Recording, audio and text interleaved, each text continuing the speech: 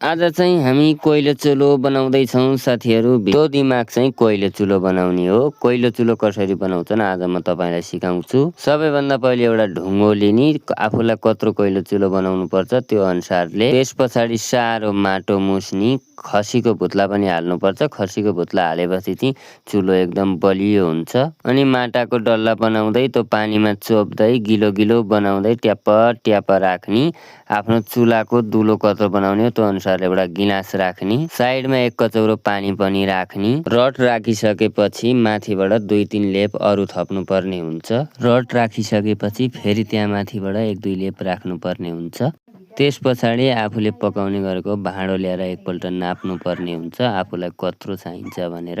त्यस पछाडि त्यो भाँडो राख्ने ट्याक्क 3टा साना साना गोला आकारका हामीले चुलाका डिल बनाउनु पर्ने हुन्छ।